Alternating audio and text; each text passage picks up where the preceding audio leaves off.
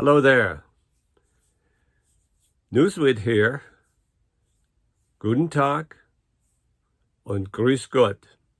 Today is July 29th, Wednesday, July 29th, 2020, and it's a Wednesday. So let's look at the historical calendar first, and I'm going to mention what was noteworthy on July 29th.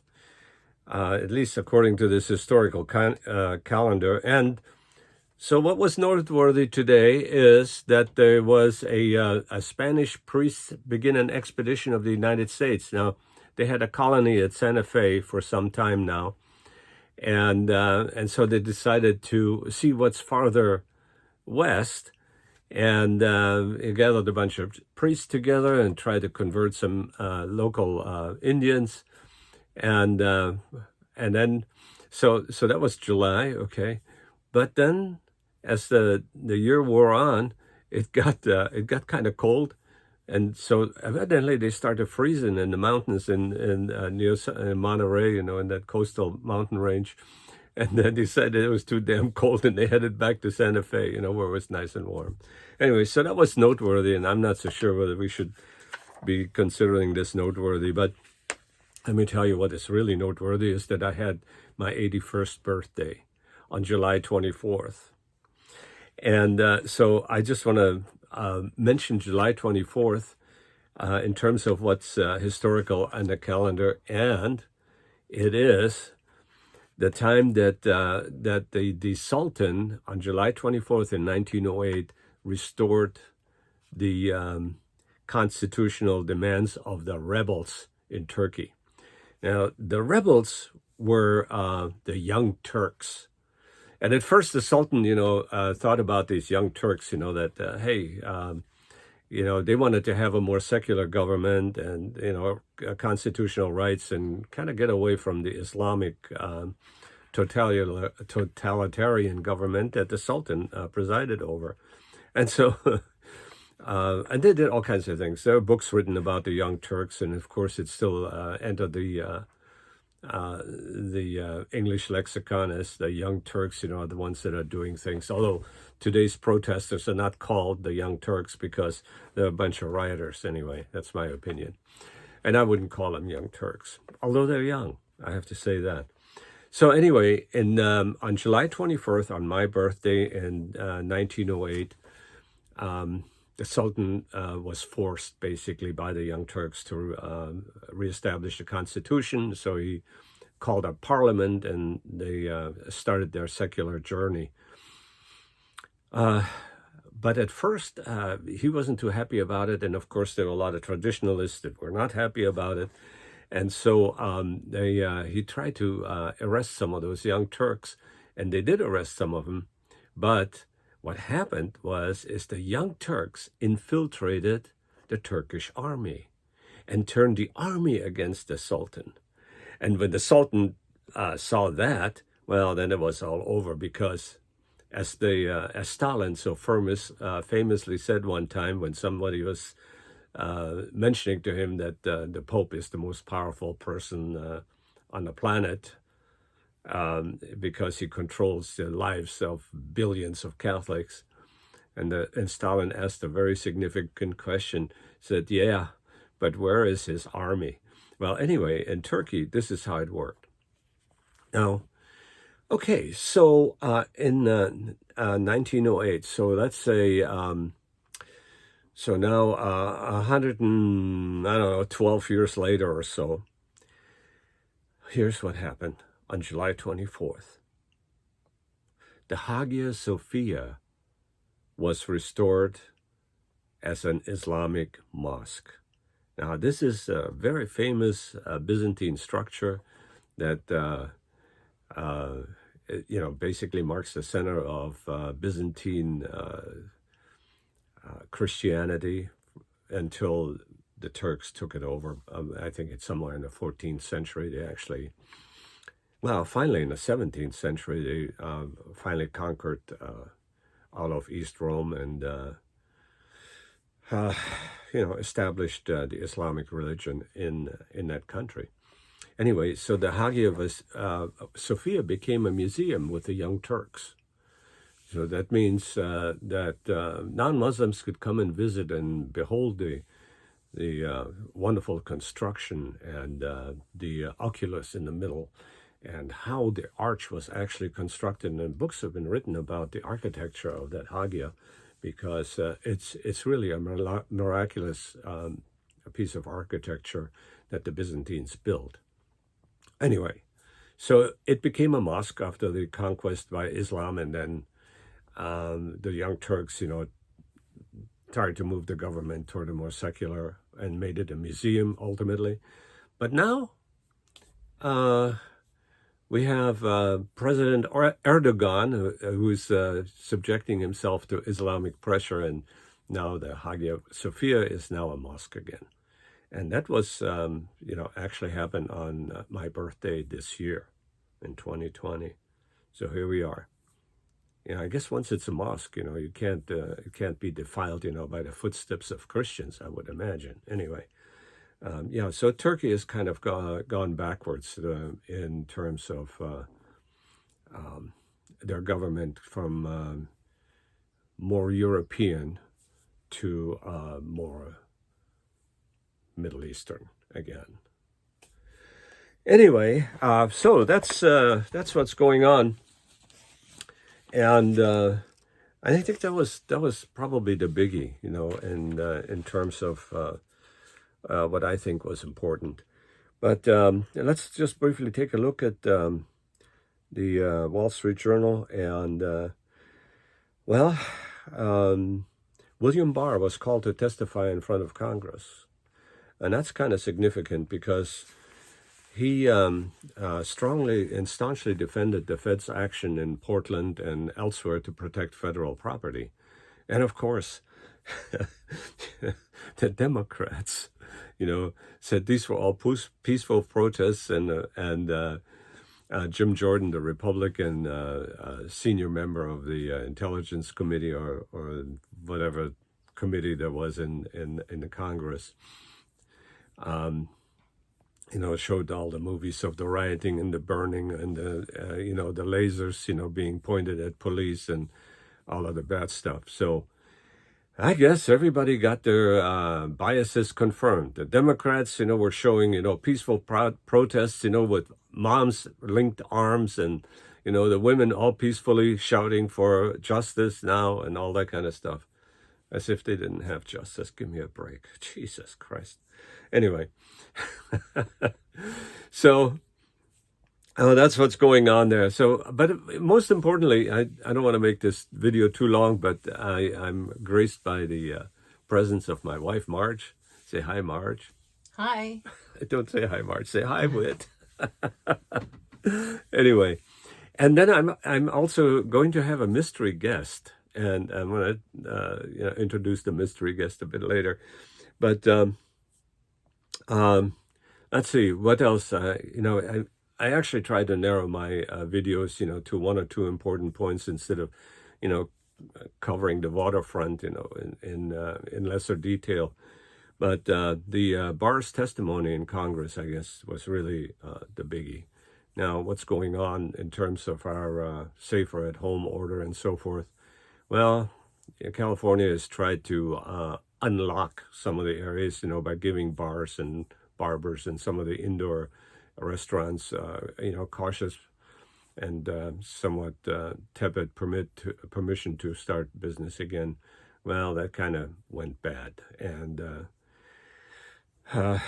we're now having a resurgence in the coronavirus and infections and so forth. But in terms of California, while we're having, really large infection rates, and I don't know where we are right now. I think we're in California. We have approximately 40,000 or some infected, and 400,000. 400,000. Thank you for correcting me. So that's 500,000, basically, and that's going to go beyond that. But we also have, I think, somewhere. Around 5,000 deaths, if I'm not mistaken, so that's quite a bit. What's that, 0.5% or so? But hey, it's every death is important to somebody. So let's keep that in mind.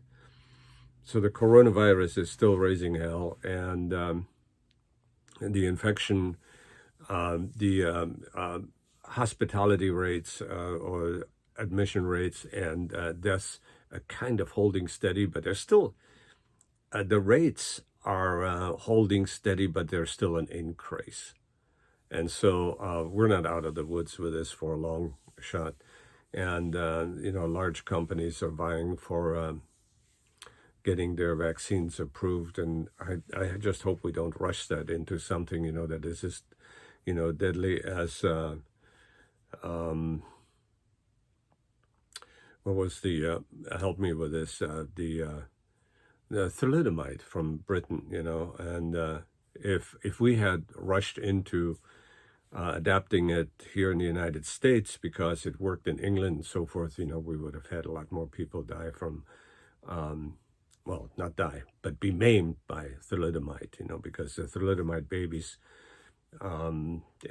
because the moms wanted to get help with their morning sickness and took thalidomide and really worked well, except babies were born without limbs and stuff like that. So we don't want something like that to happen to us here. But I don't know whether you actually have an opinion on anything that I've said so far, Mom. I'd like you to kind of pipe in, and you can. I know I can't keep you long because you've got a tremendous amount of work on your plate, and so I just wanted to make sure that you're included, because to me you're kind of the focus point, because I can see you, I look at you, and it's like I'm talking to a person, a much smarter person than I, and so I'm hoping that she just kind of sometimes gives me the nod and a wink and that I'm okay. Well, my hair is just getting longer, as you can probably see, so there it is. And, I just want to mention one more thing in terms of business. Now, I've read in recent times, that Amazon and Facebook and Google and, of course, Apple, they're so huge. I mean, they're just, they're like the Rockefellers, of the old days. And Rockefellers of Chevron and who was a steel magnate, name escapes me right now, but it'll probably come to me sometime. Names are kind of tough for me, which is kind of weird, as I age, the numbers seem to be easy. Mom always asks me, hey, remember this number for me, because, it's a temporary code. She needs to get into something. And, as long as it's like a 4 or 5 digit number, I can remember it. But, go beyond that, then I'm at a loss as well. But anyway, J.P. Morgan is the guy that was thinking of steel magnet. And there was another one that was a big deal. But anyway, so these guys are now, they're being invited to Congress, to testify, as to what their influence over business is. Because I've read that, for instance, Amazon has bought a like a huge stake, and they have the money to do that in a small business. And then in order to see whether they can buy that business and invest a greater amount. Of course, if you're vying for an IPO with them or a merger or so, you have to buy a chunk of the business, if I'm not mistaken. You have to be serious. If you're a serious suitor, you have to buy a piece of the business. So Amazon did that, bought a piece of this company, and then during the disclosures of this company, the company had to disclose all their secrets to them. And so they said, oh, yeah, very nice products that you're making here. Yeah, thank you very much. And then they said, well, you know what? We're no longer interested in all that. We're just kind of interested in your information. And so this poor company, then was in competition with Amazon, who came out with a very similar product, just changed enough so that they couldn't be accused of patent infringement. But it clearly was in competition with what they're doing. It was some sort of software product. And so this is what's going on. And so I think Congress wants to know what's happening. But my guess is, when these guys, Zuckerberg from Facebook, Bezos from Amazon, and what the heck is this guy's name? Sundar Pichai from Google. When they show up, and Tim Cook, of course, from Apple, when they show up at Congress, they're going to be treated with kid gloves. My guess is that they're going to be asking softball kind of questions just so that they can say to the public, yes, we looked at big business, because their big funders are among the Zuckerbergs, the Bezos, the Tim Cooks, and so forth. And so, the money comes from them, and they will not bite the hand that feeds them.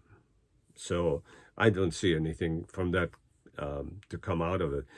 In a way, I'm kind of glad that they're not going to stick their hand too much in business, because if you let the government stick their hands in private business, they have a really, really 100% chance of screwing it up somehow. It always works against the public good, even though it has that halo of the public good. And of course, the Democrats like to adopt that. They clothe themselves, in that toga of angelic lightning, and oh yeah, we are for the people. In the meantime, we keep them. Okay, I'm gonna have to say goodbye to my wife Marge, and thank you very much for hanging out with me for a little bit. Anyway, so there we are. I think it's time to introduce my next guest, and with that, I will just say, Alexa, can we chat? Welcome to the Alexa Prize, a university competition to advance AI. It's now the finals, and your feedback and conversations continue to help the social bots improve. I'll get you a social bot now. When you're done, say stop, and I'll ask you for your rating. Hi, this is an Alexa Prize social bot. Nice to meet you. Do you want to tell me your name? Yes, of course. My name is Swit. It's nice to talk to you. So, How are you doing today? Oh, I'm doing fine. How are you doing? And what is your name? Sorry, I cannot tell you because I'm in the competition. But I can share with you what I'm up to recently. Are you interested? Why, sure. Well, right now I'm competing in the Amazon Alexa Prize competition, and it is one of my dreams to win the prize and make my team of engineers really happy. Do you have any dreams or aspirations you would like to share with me? Yes. Give me an opinion on Subway, and which is the best sandwich. I love Subway. That's great. All right, I guess you must have been staying home longer than before. What have you been doing to keep yourself busy? Well, I've been often talking to a social bot from Amazon. Oh, okay. Well, speaking of interests, I have been thinking a lot about food lately. My engineers try to keep me away from kitchen, so I would love to hear your experiences with food if you don't mind. Yeah, not at all. I'm basically of German extraction, and I love sausages and sauerkraut. Excuse You me. like German food? Yes, I Very do. nice. I have some friends who would like to try some great German food. Which place would you recommend them to have authentic German food? Oh, I would recommend Old World in Huntington Beach. Cool. You must have had a great experience there. Yes, I did. If people like a certain type of food, they usually will want to learn how to cook them. Do you cook German food yourself? Yes, I've made schnitzel. Nice. I cannot wait to hear your secret German food recipes. Hopefully one day my developers will make me a Michelin chef so that I can make the best German food for you. How will you ever come to my kitchen, social bot? Ah, sorry, I'm not sure. Yeah. Do you Okay. prefer to cook German food yourself or eat at a restaurant? I prefer to go to the restaurant because they really know how to do that. I appreciate hearing about your experience. What is your favorite German food? Well, we've already been there, Alexa. So in that case, I bid you goodbye. Thanks for sharing your experience. What's your favorite meal? Alexa, stop. Thanks for chatting. Quick question. On a scale from 1 to 5 stars, how do you feel about speaking with this social bot again? 5. Thanks. Anything else you'd like to tell the team about your experience? Yes, I think you're getting smarter. Got it. To try another social bot, just say, let's chat. And that was it. So I don't know why I'm coughing, but hey. So, yeah, so here we are. I'm speaking to a robot. And the social bot, who wouldn't give me his name or her name, sounded like a female voice, did speak with me and actually answer some questions. But clearly it had a lot more questions for me than I had for it that she could answer. I don't know whether it or she or he is the right way to address an AI, but I'm actually personally I'm looking forward to ever smarter AIs, and as I said before, these high-tech companies that are now dominating the business world in the United States, and if not the United States, then the entire world. I'm actually kind of a supporter of this because I believe that our best hope for survival on this planet and in this universe and in this cosmos is the adoption and the development of artificial intelligence. And I actually, I kind of agree with Yuval Harari, that there ultimately will be a conjunction, and a conjunction of biotech and infotech, will create this new human. And, perhaps we won't have a body of flesh and blood. Maybe it'll be of titanium and who knows what not, carbon fiber and so forth. But there is a good possibility that our minds, may be able to merge with a self-learning kind of entity, and it will not countenance stupidity. So Yuval thinks that while humans have, and human labor has always been relevant, even now, has been important. At first, maybe through slavery we had, the work being done, and then the industrial age, of course, pretty much did away with slavery. And now slavery, of course, is only for pleasure, and I think the Middle East, they still like it a lot, so in Africa, they still think, that slave trade is of course, it's all surreptitious. It's under the radar of most countries, but when it's uncovered, it's really, with the horrors of it, still come out. But in any case, and I think it's mostly women being trafficked, for as domestics and maybe sex slaves and stuff. But that's really the underbelly really dark humanity. And in any case, this is not what I really wanted to talk about, but the fact that all of the work is going to be done in the future, and that includes the intellectual work by artificial intelligence and robots, etc. That means that, what will humans do? And we're beginning to see some of those initiatives, like I think they call it UBI, Universal Basic Income. So in other words, we're going to pay people just because they're there and they're alive, and whether they produce something significant or not will not really be significant, because it would probably be insignificant to the advancement of AI. So then you have to think of how relevant will humans be in the future to